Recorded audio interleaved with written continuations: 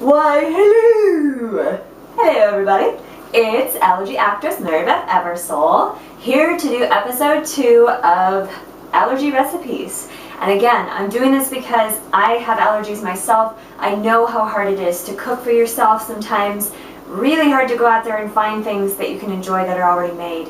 So if this video helps you make something for one of your friends so that they don't have to cook for themselves all the time, great. If this video is for you, even better. I hope that it helps. Anyway, today is an easier recipe than our first one was. It's called cheesy apple melts, and I'm just going to make the apple melt, the innards of it. Everybody pretty much knows how to put a sandwich on a grill and grill it, so I'll just talk through that at the end, but I won't actually show that part. I'm just going to show how to make the filling, and again, this is coming from the fantastic Everything Food Allergy Cookbook by Linda Larson. And so my cookbook holder is over there. So that's my cookbook holder today. Okay, so last time I showed you guys how to cut an onion, and it was white. And now it's going to be red today. Huh? Okay. So again, you take your knife. And oh, by the way, I guess I should show you what the ingredients are, huh? Okay. You have a red onion. This is goat Gouda cheese from Trader Joe's. This is Pecorino Romano, which is made from sheep's cheese, and that obviously is from Sprouts. We've got 2 lemons, 2 apples, 4 celeries, and then this mayonnaise is amazing. Safflower mayonnaise. I can read to you what's in this safflower mayonnaise. I know some people can't have eggs, so you wouldn't be able to have this, but it is safflower oil, whole eggs, grain vinegar, filtered water, egg yolks, salt, egg whites, dehydrated cane juice, spice, lemon juice, concentrate, honey, mixed tocopherols, which is vitamin E, natural flavors, and paprika extractives for color. Now, let me talk to you a little bit about my corn allergy. Corn is almost completely impossible to fully avoid, so what my doctors have told me is just try to avoid it as much as possible, because when my system gets overloaded with it, it puts me in the hospital. Things like natural flavoring, maltodextrin, dextrose, even xanthan gum, all of that has traces of corn in it, and you really, I mean, obviously cornstarch, corn syrup, all of that is very corn, you know, but you kind of, if you have a corn allergy, you just have to kind of gauge what your level of tolerance is. I can have xanthan gum occasionally. I can have the natural flavoring occasionally. I've had issues with the natural flavoring, especially in things like chips and stuff like that.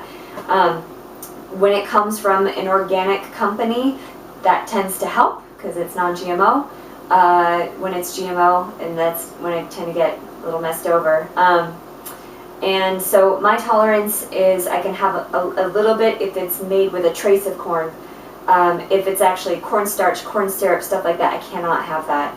And like I said, if you got that corn allergy, you just have to kind of gauge it. You know, allergies is so much trial and error and really testing it to see, figuring out what you can handle and what you can't. So anyway, just want to tell you that. By the way, if you cannot have eggs, there is a mayonnaise recipe in here, an egg-free mayonnaise recipe in this lovely Everything Allergy Food Cookbook by Linda Larson. So you're covered there if you need it. Alrighty, so I have actually doubled the recipe. The recipe calls for only 1 apple, a half a cup of celery diced up, and it calls for 1 tablespoon of lemon juice, a third of a cup of eggless mayonnaise, or which is their recipe, or you can just any mayonnaise you can handle, and then half a cup of the red chopped onion, and a cup of the cheddar cheese. You can do dairy free, or you can, if you can handle cheddar cheese, great, goat cheese, whatever you can find that's a cheese that'll melt.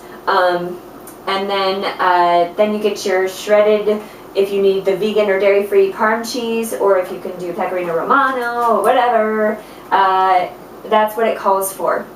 And then when you've made your filling, then you top it onto some bread. Well, you butter your bread, top it onto some bread, put it on the grill, put a piece of bread on top, butter that one, and butter, by butter, I mean if you can handle butter, or if not, a butter substitute, like ta-da, that.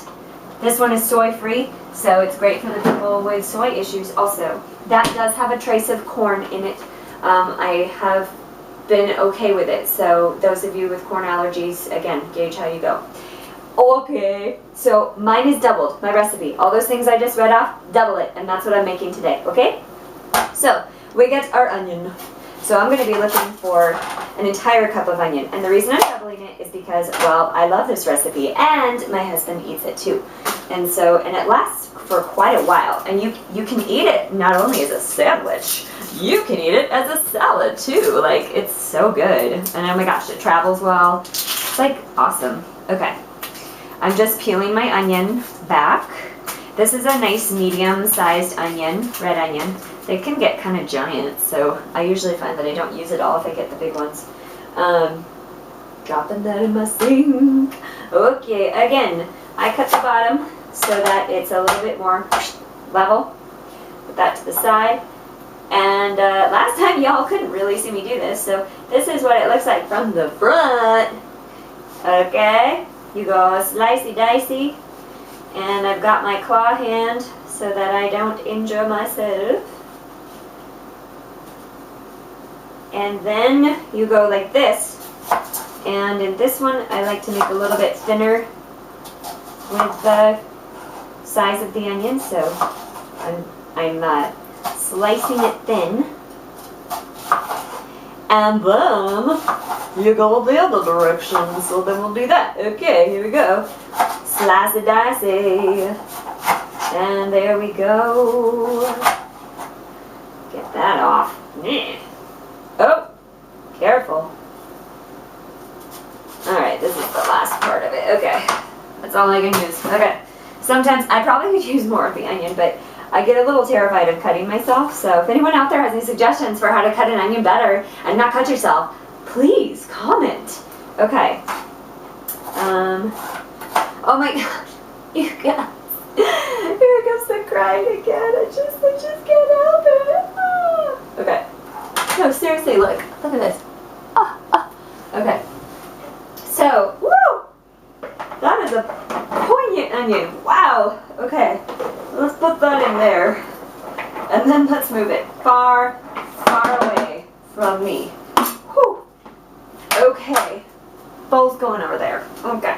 We're going to wash the knife, wash the hands, so that if I touch my eyes, I'm not going to sear my eyes off.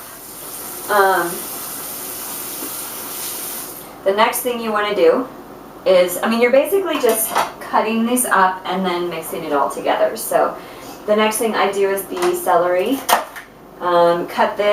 Obviously if you don't know how to cut celery, then you should probably go watch another tutorial. I'm just kidding.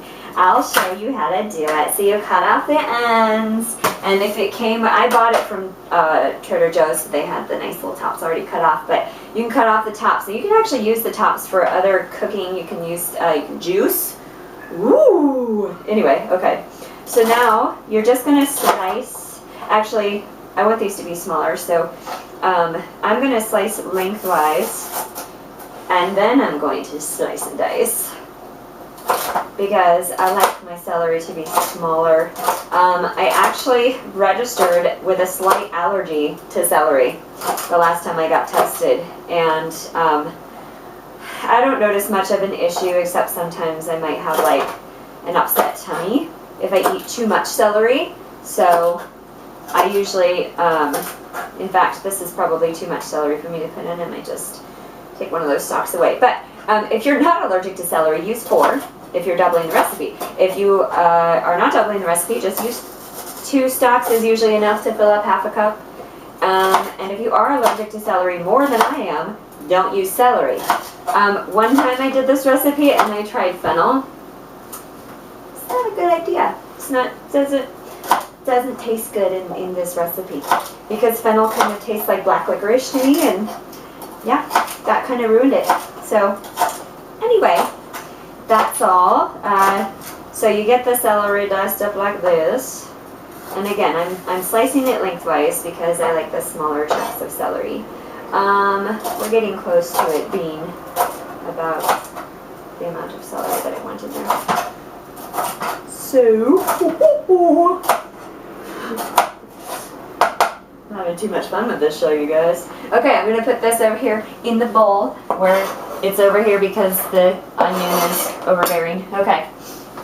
So far this is what it looks like. Lovely. Okay. I usually like to put this recipe in a bowl that has a lid because at the end it's really easy to then shake it, like put the lid on and just shake it instead of having to stir. I usually try to put all this stuff in before I make the sauce, which is just the mayonnaise and the lemon juice, and then shake it that way, and then I put the sauce in, and then I stir it, and it's, oh god, it's so good. So, okay, the next thing we're going to do is not the lemons. Next thing we're going to do is the apple, and I forgot my apple core. I'm going to grab it right now. So if you haven't invested in one of these, you should, because they're awesome. Mine actually needs to be sharpened. I don't know if you can sharpen these guys. Whoa, mine really needs to be sharpened. Wow. Well, this will be interesting. There you go. That is how you do that. Oops, there's some seeds. Came with that. So you just take that out, and then I'll do these one at a time. So normally, like I said, this recipe calls for 1 apple normally. So you core it and get it sliced like that, and then you cut it into small chunks, like you know, inch chunks, whatever size you really like to be able to fit into a sandwich or have in a salad. That's the size I would cut it to. I like big chunks again because I am a big chunk fan. And that's what I like to do. So, I don't get that seed in there. Go away! Okay. Yeah. So here we've got this going. I'll probably cut this out so that, because you know how to cut an apple, you know how to cut apples. Alright, you guys. Almost to the first apple. Then we gotta get to a second apple. So this going in the bowl. And there you go. And now the second apple. Here comes the strong arm again.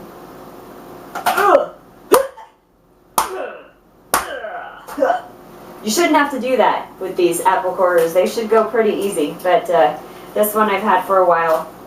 Probably time to invest in a new one. Yeah. So, okay. Getting them out. Come on! Okay. So you take the core, throw that out. Get any of the seeds, throw those out. If you still have stems, you might have to cut that off. If you have a crappy corer. It still makes it easier than trying to cut the apple from whole with a knife, I think. So anyway, here we go. Cutting, cutting. And cut down on your time by cutting 2 at a time. Like that, see? And oh, little baby apples. Little baby apple slices. Alright. Almost done. Boom. Boom. Alright. So there's the apples. It's not so nice. Alright. Now, so the next order is, you can do the lemons next if you want. Obviously that's what I want to do because that's what I'm doing. So do the lemons next. And then make sure that you wash and dry your knife, because if you have a cheese cutter, do you remember those like Velveeta cheese cutter things that have like the metal string or whatever it is that cuts, that would cut the Velveeta? I had one as a kid growing up. I don't have it anymore, but I noticed that that's what they use at Whole Foods to cut big blocks of cheese, and I would just absolutely love one of those again, because I have to say cutting through this cheese is like, it's not fun. So anyway, okay, so you want, for the lemon, you want 2 tablespoons if you're doubling it, or just 1 tablespoon of juice if you are doing the regular recipe. And so I like these juicer things. I mean, you can do it in your hand, but and catch the, you know, seeds. But if you have any little cuts on your hand, it doesn't feel good. And also, I feel like the juice doesn't go through my hand very well. So I like the juicer because it catches the seeds and it gets the juice in there. Plus, it measures it. There's a little measuring thing there, so which is really nice. I'm right-handed, so sorry y'all are getting a view of my arm again. Although I did a better job with the onion, didn't I? Okay, so we've got the lemon juice. That's about 2 tablespoons. I will put it next to the bowl. Don't put it in the bowl yet, because now we want to slice up the cheese. Now, they call for 1 cup of cheese for the regular serving, so I kind of eyeball the amount of cheese that I want to use if I'm doubling the recipe, because that can be a lot of cheese. And you want to cut it into like 1-inch cubes, because again, you want the cheese to be able to melt. See how hard this is? Oh, I'm lifting my foot off the floor. It's so difficult. So you want to be able to have the cheese melt pretty easily if it's put into a sandwich, or if you're eating this as a salad, it tastes like macaroni salad. Y'all remember the mayonnaise macaroni salad? It's so good. It's not the healthiest for you, but it's really good. And for those of us with allergies, sometimes you get sick of eating healthy all the time. So anyway, but yeah, the 1-inch cheese is good. I lost my train of thought, y'all. I don't know what I was talking about. Anyway, so this is about the size that I use because it melts nicely. It's also a nice like chunk of cheese. So it looks like this is actually going to work out to be the right amount of cheese that I want in this salad. So this will make a lot of sandwiches actually, which is nice. Brett and I munch off of this for the week. Brett likes to just eat it like salad. I like it in a sandwich. Because getting to enjoy bread when you are allergic to wheat is like a treat. And so finding bread that actually tastes good, that's gluten friendly, it's not so easy. Not such a treat. But there are some out there. I'll show you. I'll show you my brand of bread that I use. It's so good. Oh, it's so good. Here it is. It is Canyon Bakehouse gluten-free, and this is the 7-grain, but there's also the cinnamon raisin. Ooh, and I think they have one called Mountain White. But anyway, fantastic bread. It's actually soft. It doesn't crumble like a lot of gluten-free bread does, and it grills well. It's yummy with sandwiches. And it tastes good. It doesn't taste like cardboard. Also, there's a bakery up in San Francisco that my friend Cass introduced me to. Thank you, Cass. And it's called the Magnolia Bakery or Baking Company, I think. And it's so good. Oh my gosh. And they ship all their baked goods everywhere. And so I get little orders every now and then of baked goods. And they do more than baked goods. They have a little cafe there. So if you're ever in San Francisco, it's actually the Oakland area. I think they have one in San Francisco too. But if you're ever there, check out the Magnolia Bakery, because, oh my gosh, it's like, ugh. And it caters to almost every allergy known to man. I mean, you have to test it. I was a fan of Gouda before I realized that I was allergic to cheese, well, to cow's milk at least. And so knowing that there's goat Gouda out there, best day of my life. Well, besides my wedding and graduating and moving to LA and getting my SAG card. One of the best days of my life, at least. Okay, so that's that. Okay. And then we have to put in, by the way, it's looking like this now. I know that looks like a lot of cheese, but trust me, it lasts a long time. So then with this, again, you can measure it. If you measure the either Parmesan, dairy-free Parmesan, or Pecorino Romano, they're calling for a 1/4 cup. Now, they say shredded, but I use grated. I like the texture better. So you can shred it or you can grate it. And so you put a 1/2 cup in. I just eyeball. You can just, you know, if you are a measuring freak, then measure by all means. But sometimes eyeballing is fun. it makes you feel like you're a chef. It makes you feel like you're cool because you can eyeball something. It doesn't necessarily mean that you're correct with what you eyeballed, but whatever. It's to taste. Okay, so now I'm gonna grab that lid.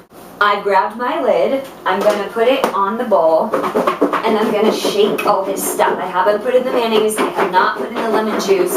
I'm just shaking the bowl so that everything gets mixed up, and it looks like that. Beautiful. Ta-da! Okay, so now you're going to put in the lemon juice. 1 tablespoon if you're doing the regular recipe, 2 if you're doubling it. I am doing 2. That goes in the sink. And then the mayonnaise. So the mayonnaise, they called for 1/3 cup, I think, for the regular recipe.